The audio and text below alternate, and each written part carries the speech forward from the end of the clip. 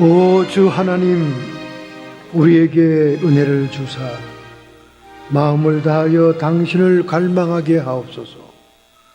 우리로 주님을 갈망하여 주님을 찾아 발견하게 하옵소서. 주님을 발견하여 주님을 사랑하게 하옵소서. 주님을 사랑하여 우리의 죄를 미워하게 하옵소서. 주 예수 그리스도의 이름으로 참회의 기도를 드렸나이다. 1033년부터 1109년 사이에 성역을 했던 성 안셀렘의 기도처럼 우리의 참회의 기도를 받으신 줄로 믿습니다.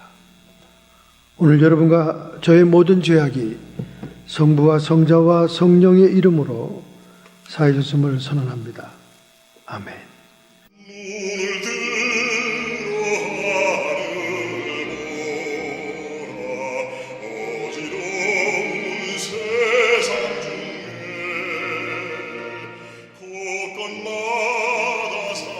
하나님의 말씀은 신약성경 289페이지 고린도후서 4장 1절부터 6절 복음의 광채를 보는 시력을 회복하자 하는 제목으로 말씀의 은혜 받기 전에 먼저 기록된 계시의 말씀 함께 통독으로 봉독하겠습니다.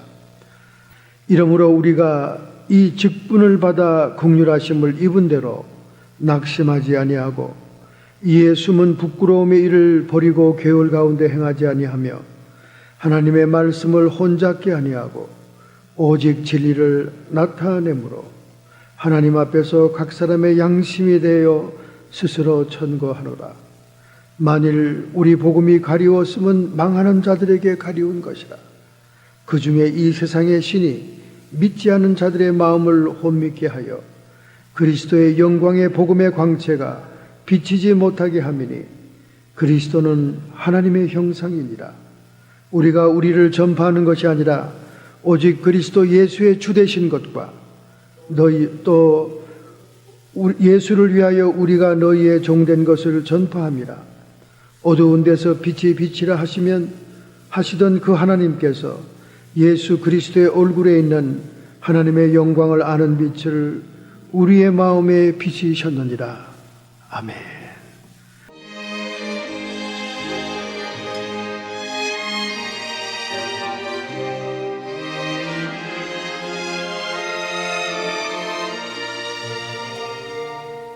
평균 수명 연장을 반영하는 몇 가지의 통계 자료들이 우리의 노후의 인생을 준비하게 합니다.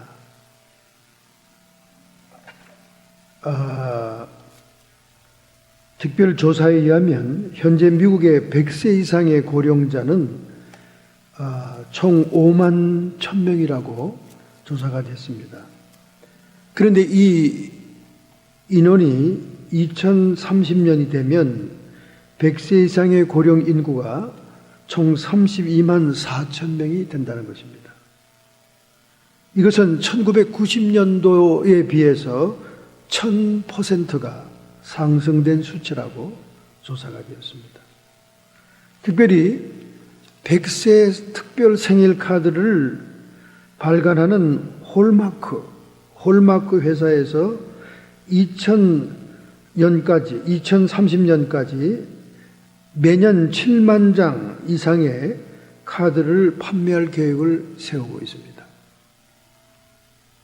그래서 2035년이면 미국의 7천만 명이 65세 이상의 노인 연령이다. 그렇게 통계가 나왔습니다.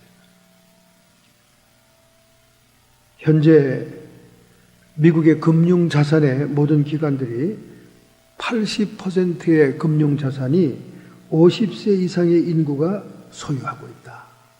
그렇게 통계가 나왔습니다. 그러니까 총 금융자산 100달러라면 60달러가 50세 이상 사람들이 소유한 것이다. 그래서 21세기에 이 젊은이들은 말이죠. 성인 인구는 어린 아이들을 보살피는 인구보다 노인들 부모를 보살피는 사람이 더 많아질 것이다. 그래서 2080년도가 되면 미국의 평균 연령 남자는 100세, 여자는 103세가 된다고 추측을 하고 있습니다. 노인들이 모인 자리나 식사하는 자리에 같이 있어보면 하나같이 그들의 화제는 어떤 음식이 몸에 좋으냐, 어떻게 하면 건강한 100세를 살 것이냐, 그것이 그들의 화제예요. 그 나이 많으신 분들의 카톡이 오는 걸 보면 전부 다 영양에 대한 얘기, 암병 방지에 대한 얘기, 건강을 위한 얘기뿐입니다. 당연히 여러분, 건강한 장수가 필요하죠. 남에게 패기치고 가족들을 괴롭히는 그런 장수는 정말 괴로운 인생이죠. 그러니 당연히 우리가 나이가 들수록 건강한 음식, 건강한 것에 대해서 관심과 신경을 써야 되겠습니다. 그러나 그들의 화제들 가운데서 정말 섭섭한 얘기는 영적인 건강, 우리의 마음의 상태나 영적인 상태는 어떻게 해야 될 것인가, 거기에 대한 관심과 대화는 하나도 없더라는 거예요. 영적인 사역을 하는 사람으로서 도대체 그들의 화제는 이 영적인 문제에서는 전혀 응집이 없다는 것이 정말 섭섭하고 정말 의아했습니다. 그래서 저는 오늘 성경 본문을 통하여 우리의 영적인 상태, 마음의 상태를 어떻게 건강하게 할 것인가, 그것이 주제가 되는 말씀을 증거하려고 합니다. 사도 바울은 고린도 후서를 쓰면서 율법적인 육의 직분을 가진 자도 역사적으로 존경을 받는 사람들이었는데, 율법을 완성한 복음적인 영적인 직분을 가진 자라면 얼마나 더 영광스럽겠느냐, 그렇게 고린도 후서에 누누이 표현하고 있습니다. 그런데 이런 영광스러운 직분을 가짐에도 불구하고 하나님의 영광을 아는 빛이 우리 마음에 비춰지고 있음에도 불구하고 복음의 광채를 볼 수 있는 영적인 시력이 없다 하는 것이 문제점이라는 거예요. 사실은 우리가 많은 사람들이 예수 믿지 않고 복음으로 돌아오지 않는 것이 단순히 복음의 말씀을 듣지 못했거나 전도를 받지 못했다는 정도의 수준이 아니라, 사도 바울이 그가 회심한 후 나흘 만에 깨달은 것은 하나님 영광의 광채가 비춰진 예수 그리스도를 아는 그 광명한 빛이 비춰지고 있음에도 불구하고 복음의 광채를 볼 수 있는 시력이 없기 때문이다. 영적인 문제다. 그렇게 지적하고 있습니다. 이것은 영적인 문제다. 그래서 본문에서 영적인 시력을 회복하는 영적인 상태는 어떤 것일까 하는 것이 본문 내용 속에 기록이 되어 있는 것입니다. 먼저 우리 2절에 있는 말씀을 보겠습니다. 오직 진리를 나타내므로 하나님 앞에서 각 사람의 양심에 대하여 스스로 천거하노라. 우리는 하나님의 진리를 나타내야 되는데, 그 진리를 나타낼 때 모든 사람의 양심을 통해서 나타나기를 원한다 하는 그런 의미로 이 말씀이 기록됐습니다. 즉 우리의 마음 상태에 의해서 진리가 드러나기도 하고 드러나지 않기도 한다, 그 말이죠. 특별히 여러분, 우리는 영적인 존재입니다. 영적인 존재에 영의 기능이 있어요. 영이라는 것은 우리가 보이지 않는 우리의 진정한 자아임에도 불구하고, 심리학에서, 정신분석에서는 슈퍼에고 이렇게 얘기합니다. 슈퍼에고, 영적인 부분을 얘기하죠. 영에는 세 가지의 기능이 있다고 성경 전체를 통해서 얘기하고 있습니다. 우리가 영을 또 구체적으로 분석을 한다 그 말이죠. 영에는 세 가지의 기능이 있다. 성경 전체에서 얘기하고 있는 겁니다. 영에는 교제의 기능이 있습니다. 커뮤니케이션. 이 교제의 기능은 하나님과 나 인간의 영이 교제하는 통로가 있다는 거예요. 그래서 우리가 하나님과 교제한다면 영으로 하는 것이지 다른 어떤 부분으로 하는 게 아닌 것입니다. 그래서 하나님과 통하는 통로, 커뮤니케이션이 되는 교제라고 하는 영적인 기능이 있습니다. 그리고 컨시어스니스라고 하는 양심의 기능이 있다는 거예요. 이 양심의 기능은 우리의 영 속에서 우리의 몸과 정신을 통제하는 기능입니다.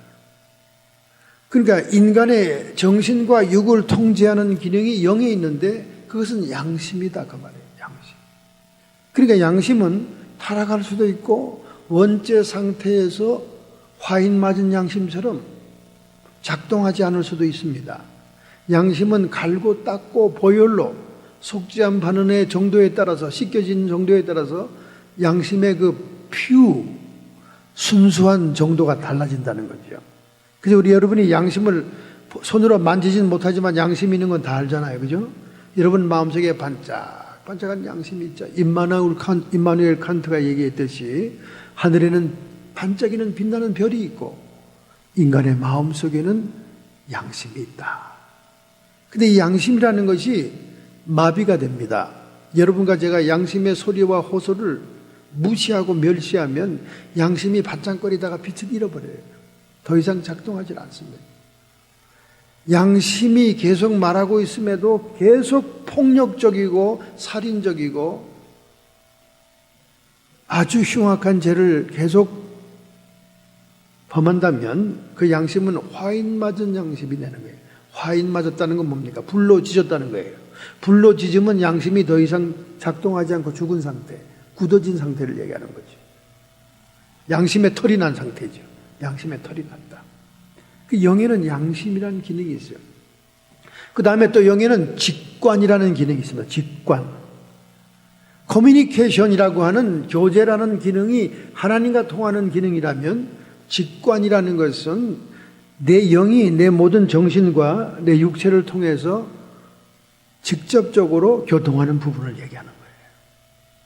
이렇게 우리는 인간의 영이라고 할 때 단순한 그냥 영이 아니라 추상적인 영이 아니라 그 영에는 기능이 있는데 그러므로 해서 우리가 하나님의 뜻과 진리의 말씀을 드러낼 수 있는 것은 우리의 양심이라는 거예요. 양심이 받아서 우리의 정신과 몸에게 명령함으로 움직이게 함으로 하나님의 진리를 드러낼 수 있다는 겁니다. 인류의 역사상 또 진화론의 영향으로 인간과 가장 가까운 것이 원숭이, 침팬지 원숭이라고 그랬습니다.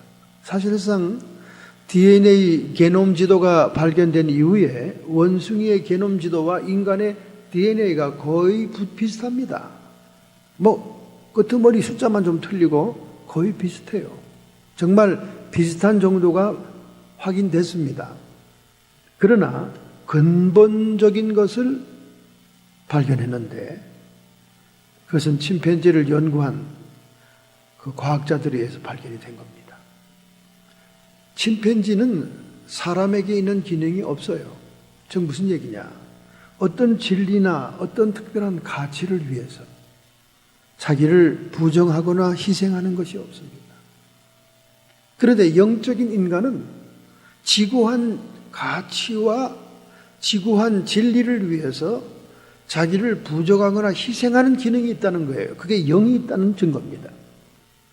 그래서 절대로 침팬지와 인간은 같을 수가 없다는 그런 결론을 내렸죠. 그것뿐 아닙니다, 여러분. 세상에는 수많은 종교들이 있어요. 이제는 테러리즘이 세계 각처에서 일어나고 이 테러를 어떻게 컨트롤할 수 없게 되면 결국 이것은 종교 간의 전쟁이라는 결론을 내리고 종교 통합 운동으로 들어갑니다. 이미 그 운동이 시작됐죠. 종교는 하나다. 종교 간의 갈등을 가질 필요가 없다. 테러의 근본 문제를 해결하기 위해서 종교를 통합해야 된다. 그런데 우리 기독교가 다른 종교와 통합할 수 없는 특징이 있습니다. 종교는 크게 고등 종교가 있고 하등 종교가 있습니다. 고등 종교는 어떤 특별한 가치나 진리를 위해서 자기를 부정하거나 자기를 희생하는 기능이 있을 때 고등 종교라 그래요. 근데 하등 종교는 어떻습니까? 하등 종교는 절대로 어떤 진리나 가치를 위해 자기 부정과 희생이 없습니다. 여러분 무당에 가서 굿하고 점쟁이하고 점칠 때 너 죄 회개해라 뭐 이런 얘기 들어봤습니까? 절대 우리에게 요구하는 게 없어요. 단순히 세상의 부귀영화와 물질의 획득과 성공을 위한 것만 구하는 거예요. 그것이 그게 하등 종교입니다.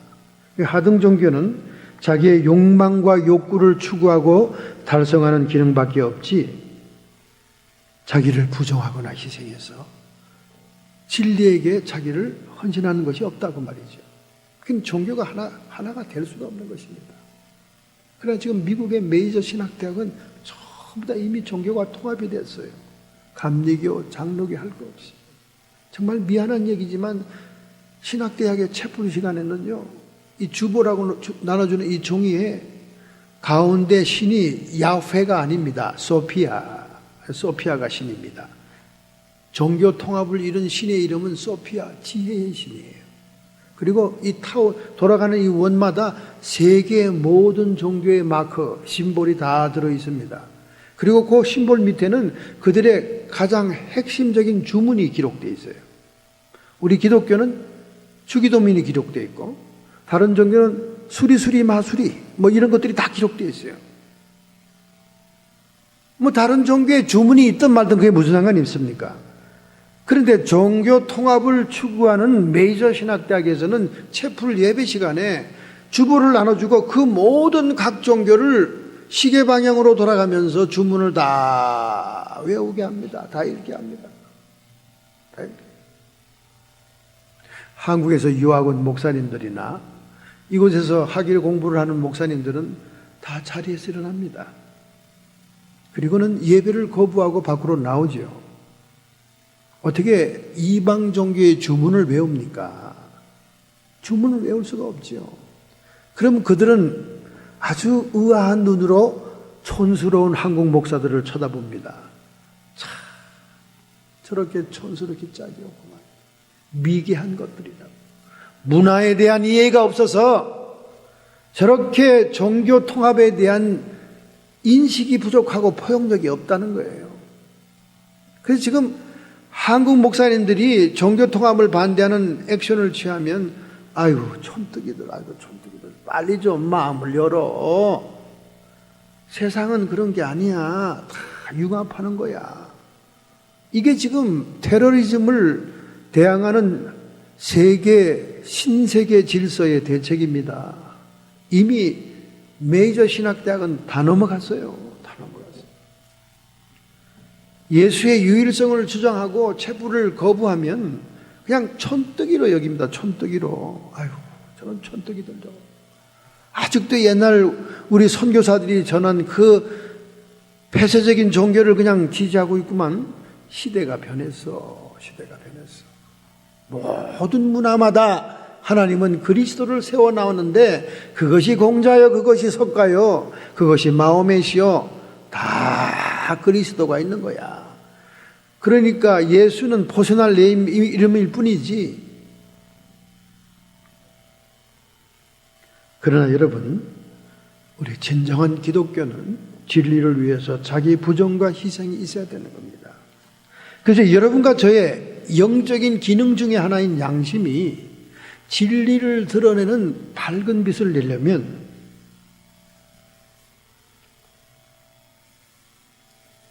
세상적인 이익과 세상적인 손익계산에서 한 걸음 벗어나야 되는 겁니다. 벗어나야 돼요. 세상적인 관점으로 본다면 예수님의 12사도들은 다 실패자입니다. 다 실패자. 무기력하기 짝이 없게 그들은 복음을 전도하다가 죽었어요. 도마는 계단을 내려오며 복음을 선포하다가 힌두교인에 의해서 창의 옆구리에 맞아 그 자리에 즉사합니다. 무기력하게 다 죽었어요. 세상적인 관점에서 보면 불쌍한 인생들입니다. 실패자들이에요. 세상이 승리한 것 같습니다. 그러나 21세기의 오늘날까지 예수 기독교는 능력과 권세로 존재하고 있고 세상의 문화를 지배하고 있어요. 그렇기 때문에 세상적인 가치와 이익 앞에 우리가 포기하지 않으면 진리를 양심으로 드러낼 수가 없다는 것입니다. 콘시언스라는 것은, 콘이라는 것은 함께라는, 투게더라는 접두사라고 말했습니다. 우리 양심은 예수 그리스도 보혈로 정결함의 씻음을 받고 성령과 더불어 함께하지 않고는 우리의 양심이 제 기능을 발휘할 수 없습니다.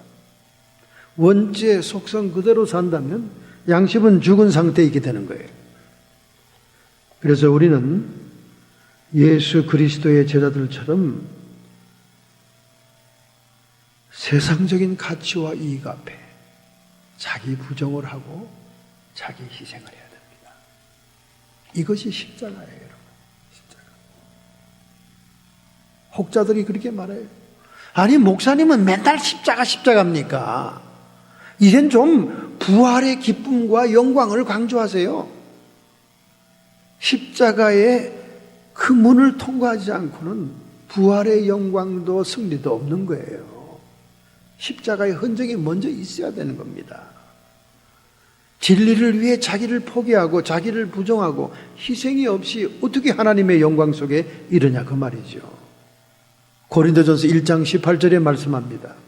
십자가의 도가 멸망하는 자들에게는 미련한 것이요 구원을 얻은 우리에게는 하나님의 능력이라. 할렐루야. 십자가에 흔적이 있는 자만이 주님의 영광, 부활의 영광 속에 들어가는 거예요.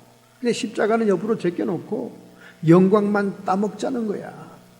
승리만 따먹자는 거지. 좋은 것만 쟁취하자는 거지. 뭘 그렇게 맨날 우울하게 십자가 타령이세요, 주님. 맨날 죽은 주님이 비참하게 죽은 그 모습을 상상하게 하십니까? 기독교를 몰라서 하는 얘기입니다. 여러분과 저의 양심이 하나님의 뜻을 드러내고 진리를 드러내려면 세상적인 가치와 이익을 포기해야 되는 거예요. 그런데 여러분 이익을 포기합니까? 어디? 예배 시간 하나 참석하는 것도 얼마나 방정식이 복잡합니까? 계산이 복잡해요. 자기가 아쉬운 것이 딱 있으면 그때까지는 충성을 다하고 나옵니다. 다리가 쩔룩거리고 몸이 아파서 나옵니다. 일단 받을 서류 다 받고 볼 일을 다 보면 그 다음 주간에는 안 나타나요. 이야, 진짜 어떻게 그렇게 하나님을 사랑하고 어떻게 그렇게 주님을 믿을 수 있습니까? 참 정말 어떨 때는 우리도 부부가 앉아가지고 하나님 이게 뭡니까? 이게 목회입니까? 하나님 이게 도대체 뭐 하는 겁니까? 우리가 지금 아주 예배 보다가 둘이 망연자실을 탄식하고 정말 웃기는 행동들에게 의아합니다. 이거는 세상적인 인간관계에서도 그렇게 했다가는 사회적으로 소외당합니다. 그런데 예수의 이름을 빙자하고 하나님 앞에 사랑을 빙자하면서 이해할 수 없는 일들이죠. 이해할 수 없는 일. 자기에게 아시고 급한 일이 있으면 괴롭힙니다. 목사를. 제 주변에 있는 사람들은 왜 저만 보면 다 돈 없다고 징징 짜지요? 제가 ILS 검사원으로 보이십니까? 정말 오래간만에 만나서 정말 반갑게 신방하고 앉아있고 저는 낭만적으로 대학가 동네에서 커피를 마시는데 내 앞에 앉아 계신 분은 우는 소리 하는 거예요. 이렇게 스펜스가 많고 이렇게 돈이 나가고 이렇게 나가고 저렇게 나가고 제가 그냥 그 자리에서 돈 만불을 집어주고 와야 되겠더라고. 아니 제가 헌금 거두러 갔습니까? 무슨 세금 조사 나갔습니까? 얼마나 못 나오는 처지 안 됐으니까 그냥 신방해주고 위로해주고 하나님 말씀 증거해주러 가는데 앉자마자 돈 타령들이네. 여러분이나 저나요 죽을 때까지 돈을 만족스럽게 쓸 수 있는 게 아닙니다. 제가 지난주에 왜 자꾸 꼬서 헌금한다. 아니 정상적으로도 헌금하기 힘들어 죽겠는데 꼬서 헌금하는 간증을 왜 그렇게 목사님 계속 하십니까? 열받게. 이유가 있죠. 여러분과 제가 평생 살아도 돈이 여유가 없으니까 크레딧 긁잖아요. 당장 급하고 내 욕망과 사고 싶은 게 있으면 아이패드 사고 싶고 컴퓨터 사고 싶고 하고 싶으면 긁잖아. 카드. 아니 자기 욕망과 자기를 위해서 그걸 긁을 수 있는 사람이 왜 하나님을 위해서 목숨을 내놓는 판에 못 긁습니까?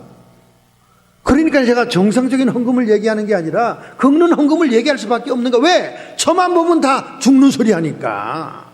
아이고 보태줘야 되겠더라고. 대박이 터지고 손님이 미어 터지는데도 죽는 소리만 하고 앉아있어. 제가 보태주고 와야 되겠더라고. 듣고 보니까 하나도 하나님을 위해서 내놓을 쩐이 없어. 다 나가서 기막히더라고 사람들이. 기막혀. 나는 그 사람들의 신앙이 도대체 어디에 소속되어 있고 어디서부터 온 신앙인지 모르겠습니다. 우리 박재민님이 항상 소속을 얘기해서 제가 아주 소속에 대한 설교를 아주 많이 하는데 말이죠. 예? 도대체 어디에 소속이 되는지 모르겠어요. 도대체 마귀에 소속이 된 건지 귀신, 돈 귀신에 소속이 된 건지 말이죠. 왜들 빚내서 헌금합니까? 그 사업 잘하는 사람들이 하나님을 위해서 하고 싶은 일이 너무 간절하고 절박하니까 지금 당장 내가 현찰이 없어도 한다니까. 먼저 그런 사람들은 마치 우리가 크레딧 카드 긁어서 음식 먹고 크레딧 카드 긁어서 손자 선물하고 크레딧 카드 긁어서 내가 사고 싶은 물건 사듯이 말이야. 우리는 진리를 위해서 자기를 부정하고 희생해야 내 양심이 하나님의 뜻과 진리를 드러낼 수 있는 겁니다. 그런데 성경에는 우리의 눈을 멀게 하는 것이 뭐라고 그랬습니까? 물질이라고 그랬습니다. 이건 예수님 말씀이니까 여러분 오해하지 마세요. 왜 자꾸 제가 물질 얘기를 요즘 와서 하느냐? 신앙을 방해하는 가장 큰 적이기 때문에 그렇습니다. 마태복음 6장 21절부터 23절 사이에 내 보물이 있는 그곳에는 내 마음도 있느니라. 눈이 몸의 등불이니 그러므로 내 눈이 성하면 온몸이 밝을 것이요 눈이 나쁘면 온몸이 어두울 것이니 그러므로 내게 있는 빛이 어두우면 그 어두움이 얼마나 하겠느냐. 물질 얘기를 주님이 하고 난 다음에 너희들이 다 마음에 물질이 가득 차고 물질만 쳐다보고 달라만 달라 하고 돈에만 눈이 가 있으니까 너희 눈은 멀었다는 거야. 너희 눈은 멀었다는 거야. 너희들이 눈이 성하지 않기 때문에 온몸이 밝질 않다는 거예요. 왜 우리의 양심이 진리를 드러내지 못합니까? 우리의 양심은 물질에 다 가 있기 때문에 그래. 거기에 눈이 멀었다는 거예요. 예수님의 말씀입니다. 이 일을 걸지 마세요. 저는 예수님의 말씀을 인용한 거예요. 인간들이 물질에 눈이 멀어 영혼이 어둡다는 겁니다. 이게 사실이에요, 여러분. 사실입니다.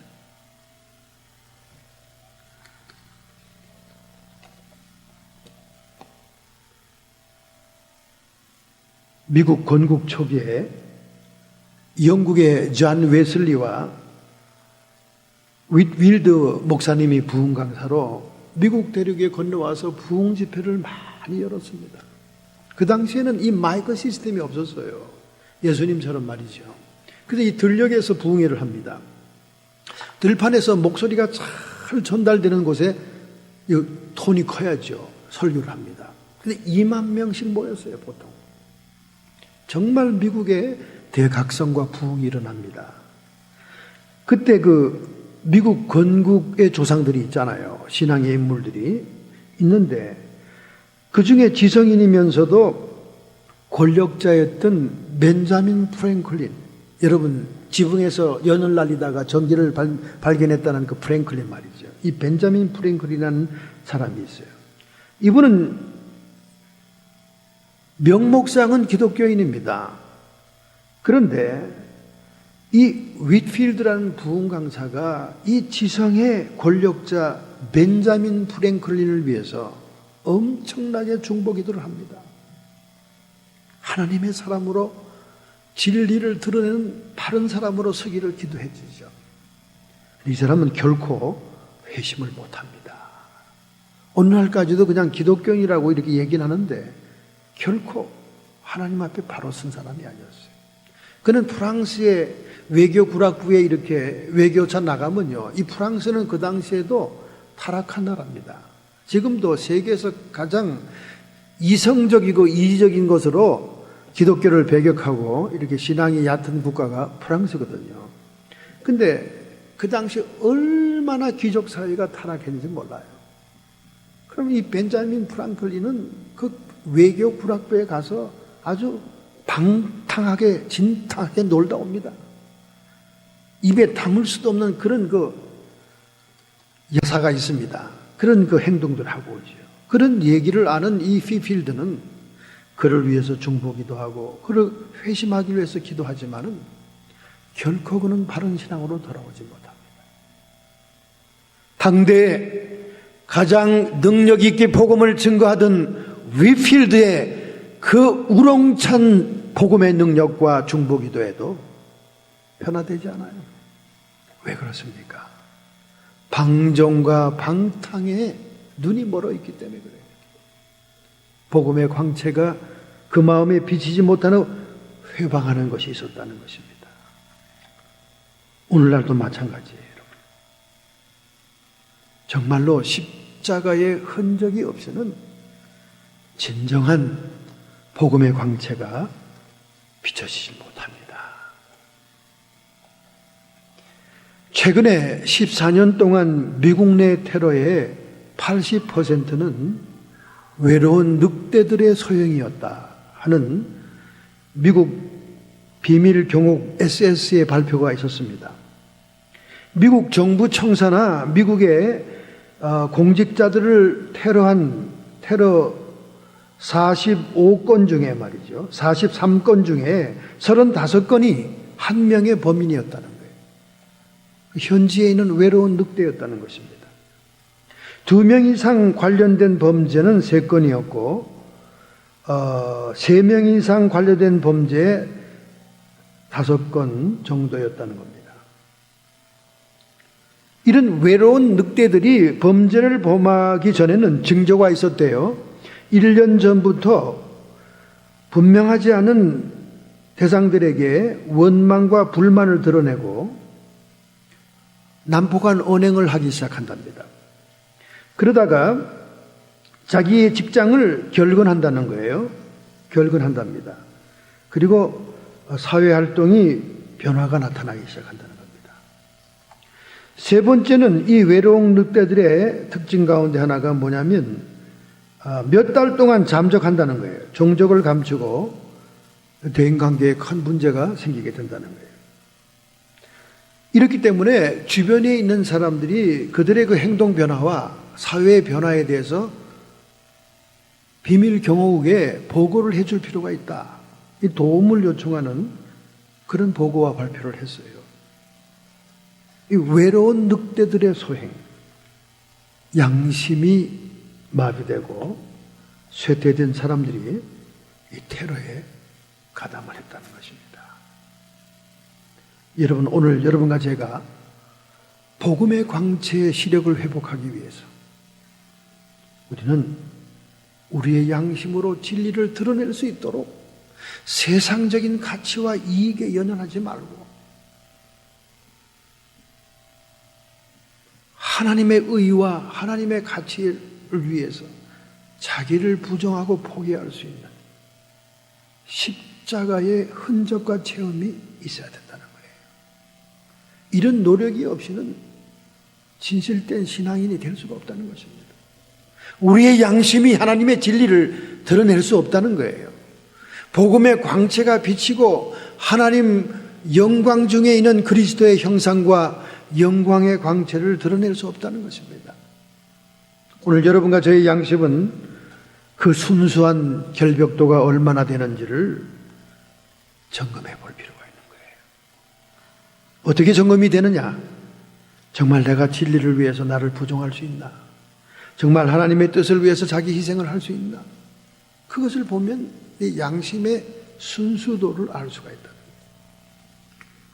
여러분, 지난 12월 1일 날 마크 저커버그 31세, 그의 부인 브리실라 첸 30세, 소아과 전문의죠.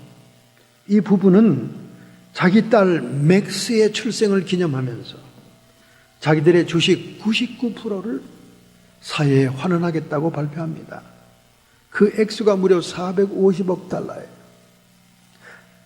우리가 굉장히 복권 당첨이 사람들에게 인기가 있고 관심을 끌을 때가 복권이 1억 달러, 2억 달러쯤 될 때입니다. 그것만 있어도 막 완전히 벼락 맞는 팔자가 바뀌는 돈이죠. 그러니까 45억 달러만 해도 어마어마한 돈입니다. 그런데 마크 저커버그, 브리실라 첸 페이스북 CEO의 부부는 450억 달러를 사회에 기증하겠다고 발표했습니다. 자기가 가진 주식의 99%예요. 11조도 아닙니다. 99%. 자기는 1%만 가지고 생활하고 99%를 사회에 하나하겠다는 거예요. 그래서 인간의 잠재의식을 개발하고 모든 인간들에게 평등한 기회를 주는 그런 사회를 건설하는데 일익을 담당하겠다는 거예요. 그래서 첸 저커버그라는 그 이니시티브스라고 하는 비영리 단체를 시작하겠다고 그렇게 발표를 했습니다. 여러분, 아무리 페이스북 공익단체 같은 그런 SNS의 CEO라도 이거 대단한 일입니다, 여러분. 이 보통 일이 아니죠. 저는 그래서 이 마크 저커버그 얼굴을 이렇게 볼 때마다 이 유태인 피가 좀 섞인 것 같다, 그런 생각이 들어요. 하나님을 경외하고 사랑하지 않고는 이런 결단이 나올 수가 없죠. 세상에 돈 좋아하지 않고 자기만을 위해 살지 않는 사람이 어디 있겠습니까? 그런데 자기는 1%만 가지고 생활하겠다는 거예요. 99%를 다 바치겠다는 거예요. 하나님께서는 이렇게 할 수 없을까 봐 11조라는 제도를 만드는 거예요. 10분의 1이 전체를 상징한다 그 말이에요. 하나님의 택한 백성들, 택한 백성의 표시로서 할례를 받잖아요. 남자의 국부의 표피를 조금 잘라내는 것으로 온 몸을 들였다는 표시를 삼는 겁니다. 몸 전체를 잘라낸 게 아니에요. 일부분, 중요한 부분을 잘라낸 겁니다. 그것이 신약시대에 와서는 세례의식으로 바뀌었습니다만은 택한 백성의 상징이 그러하듯이 하나님도 그런 제도를 우리에게 준 거죠. 우리는 우리의 신앙을 점검해야 됩니다. 나에게 십자가의 스티그마, 흔적이 있는가? 정말로 하나님의 진리를 위해서 내가 나 자신을 부정하고 희생할 각오가 되어 있는가? 예수님이 신앙의 노정을 떠나기 전에 이것을 미리 계산해봐라, 이렇게 얘기했다니까. 신약성경에서 제자들이 마구잡이를 막 따라오려고 그래요. 왜? 인기가 있고 기적이 일어나고 막 사람들이 버글거리고 군중이 따라오니까 야, 예수 따라가면 뭐가 있겠다, 야 괜찮겠네, 웅성거리고 따라오니까 주님 뭐라 그럽니까? 망대를 짓는 자들이 건축 예산을 세우듯이 너희의 인생도 하나님께 헌신할 수 있는지를 계산해보고 따라오라고 말이야. 희생할 만한 힘이 있는지 자신을 점검해보고 따라오라 그 말이야. 아무거나 막 들떠서 따라오지 말고. 옆에서 보니까 그냥 대형교회 목사들이 화려하고 막 잘 나가는 것 같으니까 젊은 사람들이 너도 나도 목사 되겠다는 사람 얼마나 많은지 몰라요.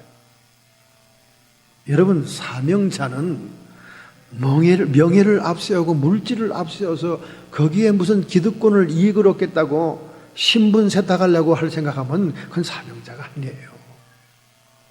주님을 위해서 희생하겠다고 생각하고 들어와야 됩니다.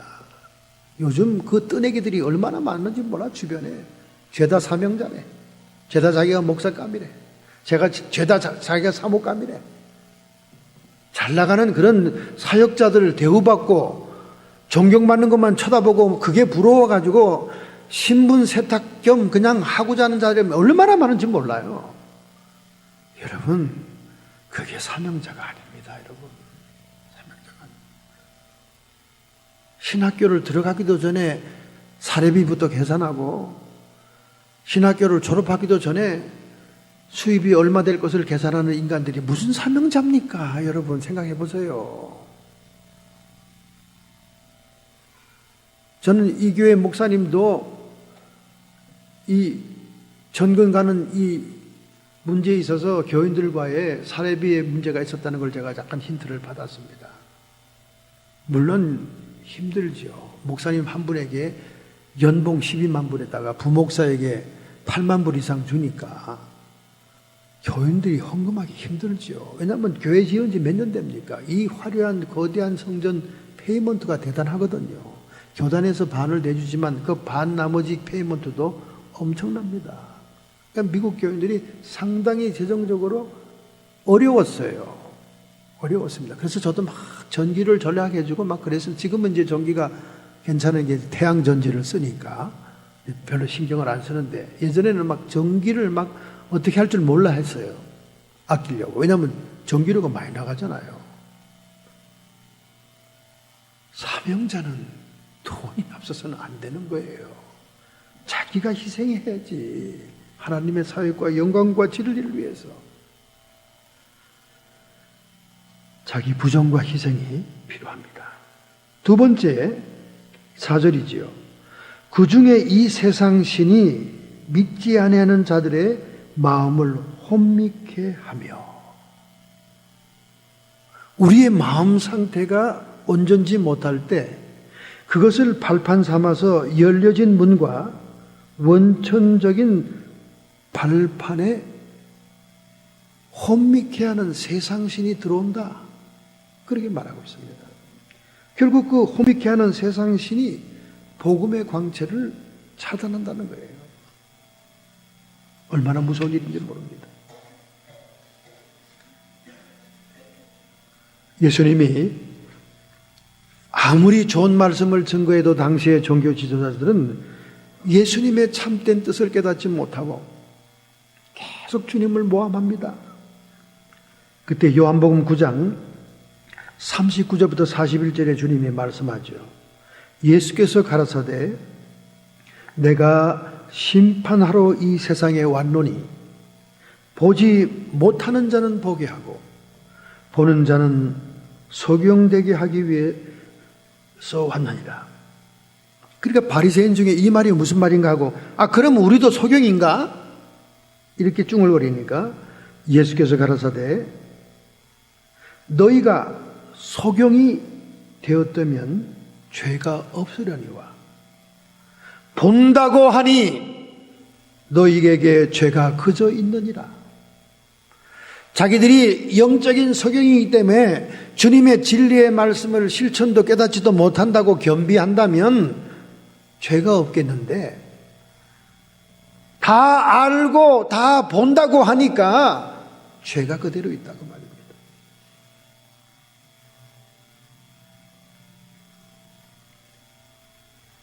바로 이런 원인들이 뭐냐? 열려진 문과 원초적인 발판 위에 세상신이 들어왔기 때문에 복음의 광채가 단절된다는 것입니다.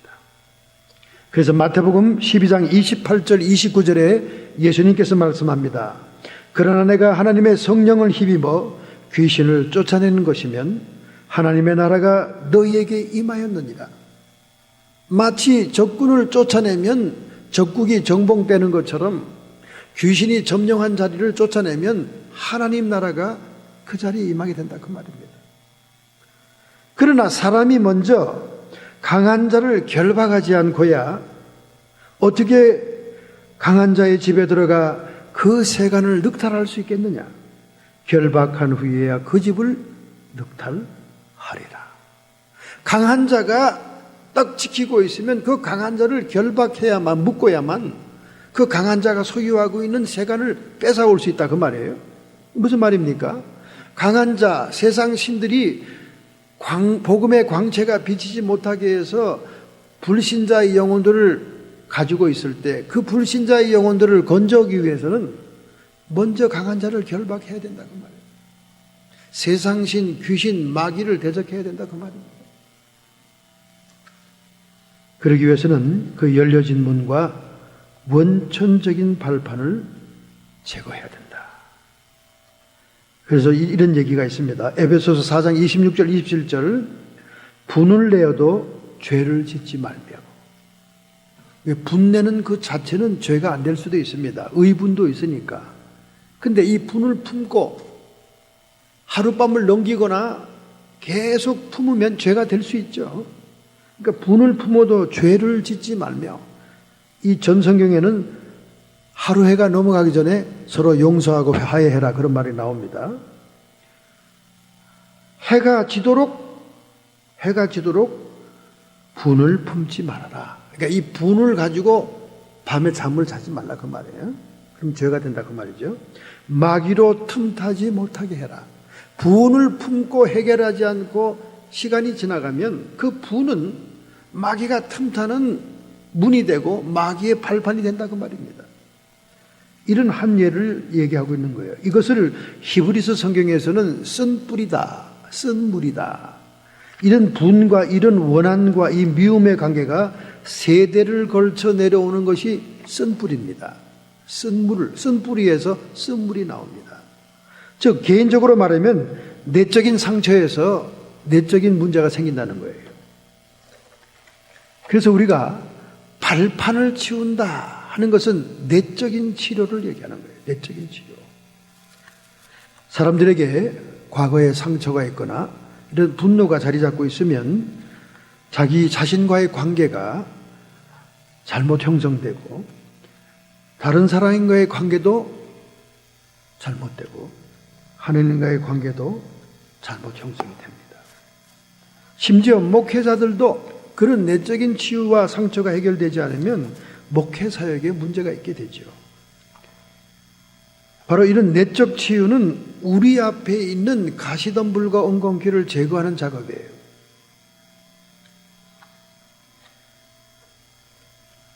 우리가 성경의 인물들을 신뢰를 들면 아담이 있고 하와가 있지 않습니까? 그죠?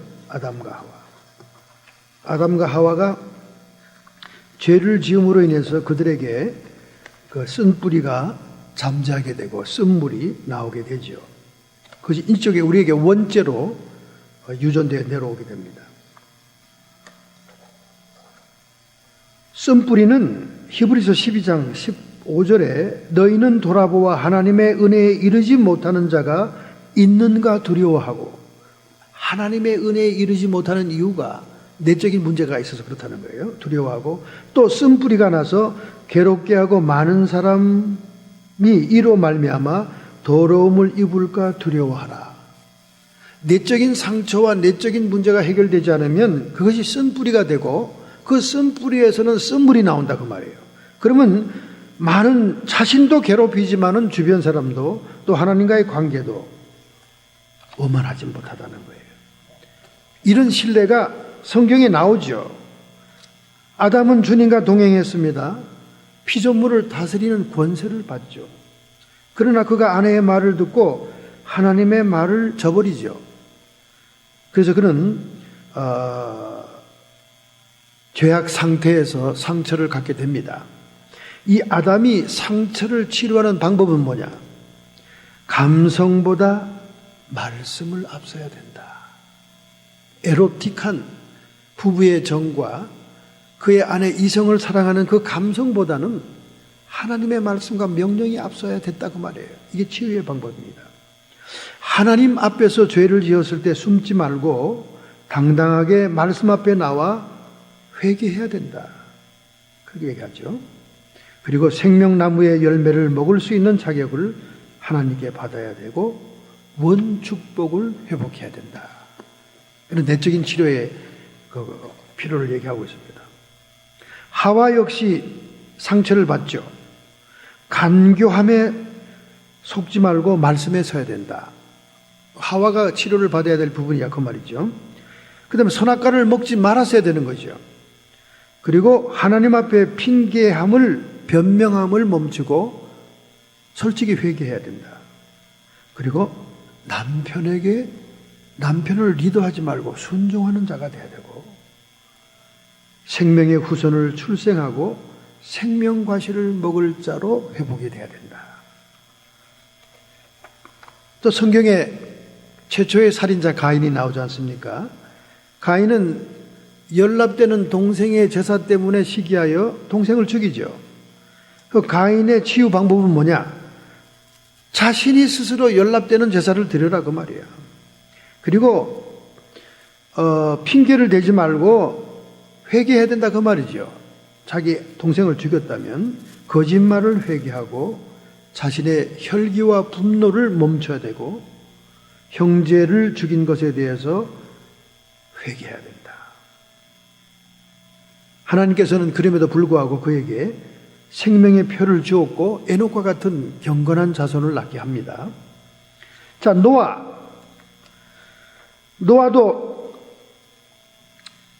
노아에게도 이제 그 허물이 있죠. 당대에 하나님께 은혜를 입은 사람이었지만은 그가 이제 하나님께 그 방주의 허락을 받게 되고 물심판을 피하고 구원을 받게 되죠. 그리고 또 아르라산에 도착해서는 영원한 무지개의 언약을 받게 됩니다. 내가 내 무지개를 구름 속에 두었나니 이것이 나와 세상과의 언약의 증거니라. 창세기 9장 13절에 이렇게 하나님의 놀라운 은혜를 받음에도 불구하고 노아에게 허물이 있었어요. 그 아들 함에게 하체를 보였습니다. 그리고 그의 그 함의 자식 가나안을 저주하죠. 그게 노아도 치유를 받아야 됩니다. 어떻게 치유받아야 되냐? 아들들에게 하체를 보이지 말아라. 또 자손들을 저주하는 것을 멈춰야 된다. 하나님은 그를 축복하시죠. 그래서 950세까지 정말 장수하죠. 이렇게 성경의 인물들도 다 우리 믿음의 샘플이라서 완벽한 것 같지만은 내적 치유가 필요한 분들입니다. 그러니 우리는 얼마나 더 내적 치유가 필요하겠어요. 아브라함도 마찬가지예요. 믿음의 조상인 아브라함도 축복의 조상으로서 선택을 받지 않습니까? 또 자손에 대한 약속과 땅에 대한 약속도 받죠. 특별히 그는 멜기세덱이라는 살렘 왕의 대제사장에게 11조를 드림으로 축복을 받죠. 율법 이전의 사건입니다. 그리고 그는 그 하늘의 별 같은 자손을 준다는 약속을 믿음으로 인해서 하나님으로부터 의롭다고 여기심을 받습니다. 믿음의 조상이 되죠. 그런데 그가 상처가 있어요. 무슨 상처가 있습니까? 갈대아 우르의 고향을 떠나 가나안 땅으로 가지만은 그에게는 여전히 우상 숭배라고 하는 조상으로부터 유전죄와 구습이 남아 있습니다. 그리고 무자식에 대한 상처가 있었어요. 75세가 되도록 자녀가 없음에 대한 그의 상처가 있죠. 그리고 고향을 떠나 유리방황하는 그 방황에 대한 상처가 있다가 기근 때에 그가 아내를 정말 이방왕에게 애굽왕에게 넘겨주는 그런 그 아주 비겁한 비열한 상처를 받게 됩니다. 이 여러 가지 그 상처가 있어요. 또 그다음에 그 자기 아들같이 여겼던 조카 롯이 떠나가잖아요. 그 상실감이 있지 않습니까? 이런 그 아브라함도 내적인 치유가 필요하죠. 우선 조상의 우상 숭배의 저주를 단절해야 됩니다. 그의 아버지는 우상을 만드는 사람이었죠. 그 다음에 자신이 말이죠, 축복의 조상임을 하나님 앞에 기뻐해야 되고, 자식의 없음에 대한 그 회의를 버리고 하나님에 대한 기대감을 회복해야 된다 그 말이죠. 그 다음에 유리방황하는 것이 영원하지 않고, 이 세상에 영원한 안식처가 있는 것이 아니라 하나님만이 영원한 안식처이고 하나님의 나라가 있음에 관심을 더 가져야 된다. 그리고 육적인 기근은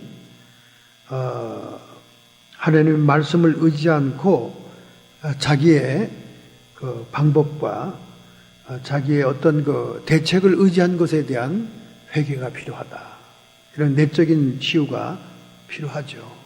그 대신 하나님께서 그에게 준 창세기 12장 1절에 나오는 7대 약속을 믿어야 되는 거예요. 회복해야 되는 거예요. 큰 민족을 이루고 복을 주고 이름을 장대케 하고 복의 근원이 되게 하고 축복하는 자에게 복을 내리고 저주하는 자에게 저주를 내리는 모든 족속이 너를 인하여 복을 받으리라. 믿음의 조상이고 그의 후손 중에 나오는 예수 그리스도 메시아를 통한 하나님의 축복의 약속, 그 믿음을 굳건히 해야 된다 하는 것이 그 내적인 치유의 필요성입니다. 이렇게 우리 성경의 인물들까지도 내적인 치유가 필요한 겁니다. 그러니 우리는 말할 나위가 없죠. 우리는 말할 나위가 없습니다. 여러분과 제가 세상신이 역사할 수 있는 발판과 그 문을 근본적으로 해결해야 된다고 말이죠. 세상신이 역사하는 그 스트롱홀드, 발판을 완전히 제거해야 된다고 말입니다. 할렐루야.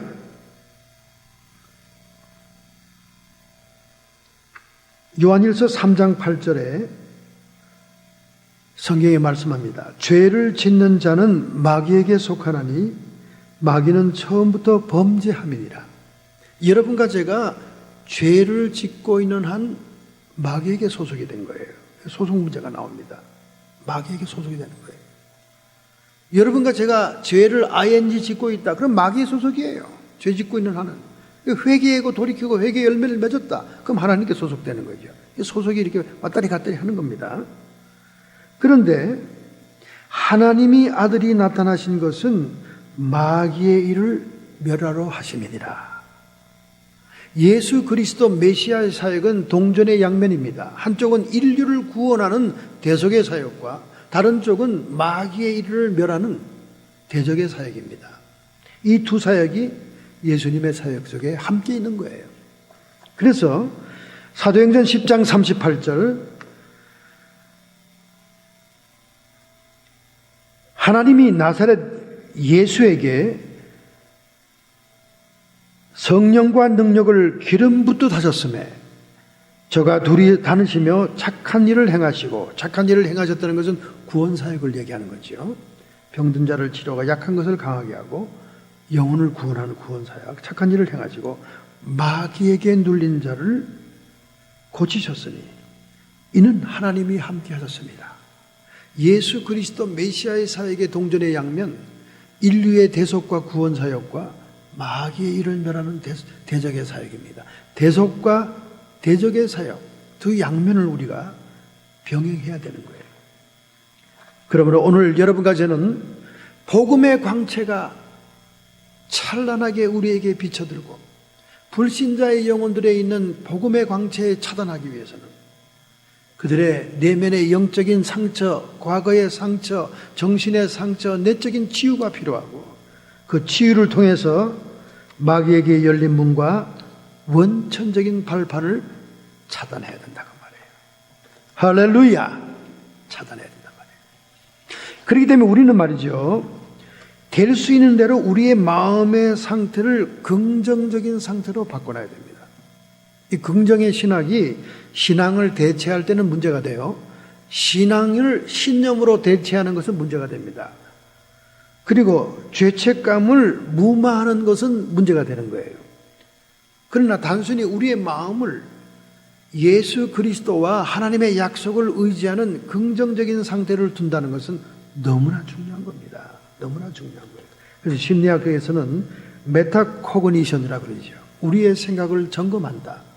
내 생각이 어둡냐, 내 생각이 밝으냐, 이걸 점검해야 된다는 거예요. 왜냐하면 어둡고 부정적인 생각은 바람직하지 못한 행동으로 드러나기 때문에 그래요. 심지어 우리의 자손들에게도 나쁜 영향을 끼치기 때문에 그렇습니다.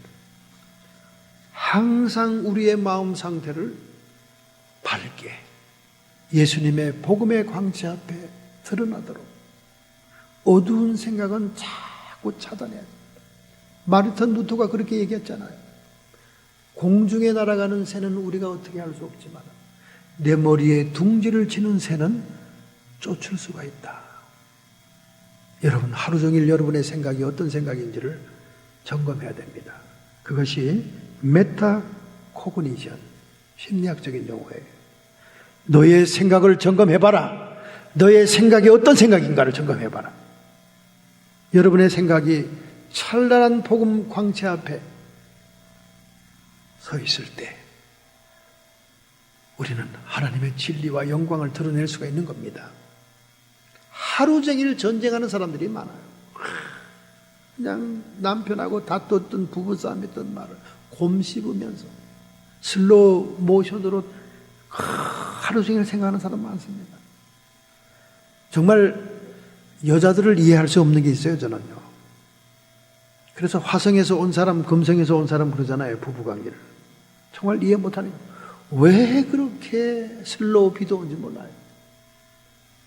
목회를 해보면요, 교회 갔다 와서 3-4시간씩 전화 거는 사람들이 있습니다. 한국에서는 전자올겐 반주작을 했습니다. 남편이 중동에 일을 가니까 혼자 있는데 뭐 할 일이 없으니까 무료하겠죠. 근데 그 교회 와서 전자올겐으로 반주하고 난 다음 그 전자올겐이 얼마나 큽니까? 한국에는 교인도 안 보이는데 뭐 언제 받는지 몰라요. 그 교인들을 일일이 하나하나 들어가면서 아유 목사님 뭐 그 인간은 빵모자가 왜 오늘은 빨간색이에요? 뭐 공산당입니까? 뭐 이래 가면서 아니 그 전자올겐 뒤에서 어떻게 그렇게 다 봤어? 아이고 그 권사님은 안 늙은 사람이 주책이지 왜 이렇게 그냥 빨갛게 그렇게 루즈를 했어요? 하여간 그날 일어난 일을 하나하나 다 중계방송하면 중계방송. 그 얘기 안 들어주면요 큰일 납니다. 그 다음 주를 반주하러 안 나와. 이게 목회에 지장이 있고 예배에 지장이 있으니까 울며 겨자 믿기로 전화통을 들고 있어야 됩니다. 그러다 보면 지금 뭐 하시는 거예요? 성의 없이 코 고는 소리 나면 또 그렇게 또 소리가 또 야단치죠. 아, 이런 사람이 붙으면요 진짜 골치 아픕니다. 목회가 골치 아파요. 그런 사람이 꼭 있어요. 꼭 있습니다. 이 동네에서도 있었으니까 얼마나 우리 사모가 고생했는지 몰라. 여러분은 몰라. 그냥 겉보기엔 사모가 막 밝고 인사하고 친절하니까 야, 잘 나가는가 보다. 잘 나가는 게 아니야. 밤 10시에 전화 오면 새벽 4시에 끝나. 6시간이에요. 그 다음에 또 직장 가. 그 고충을 여러분 생각해 보세요. 그것도 혼자 따발총으로 얘기합니다. 혼자 따발총으로. 혼자 따발총으로 얘기하면 자장가가 될 수밖에 없어요. 근데 못 자요, 그것도. 중간중간 체크합니다. 그러니까 제 말이 지금 얘기한 걸 한번 얘기해 보세요. 어떻게 된 건지 아세요?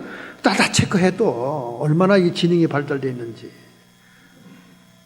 이야, 난 여자들을 심리를 이해 못하겠어. 난 지금도 못해갔어, 도대체. 못하겠어. 여러분의 생각을 점검 좀 해보세요. 여러분의 생각의 핀트가 지금 부정적으로 사악한 대로 가고 있는지. 벌건 대낮에도 공상에 빠져 있고 백일몽에 빠져 있으면 열 귀신이 춤을 춘다는 말이 있지 않습니까? 이 생각을 여러분 차단하고 점검해야 됩니다. 여러분이 정말로 복음의 광채의 통로가 되려면 여러분의 생각을 정갈하게 점검해요. 하루 종일 시누이 미워하는 마음으로.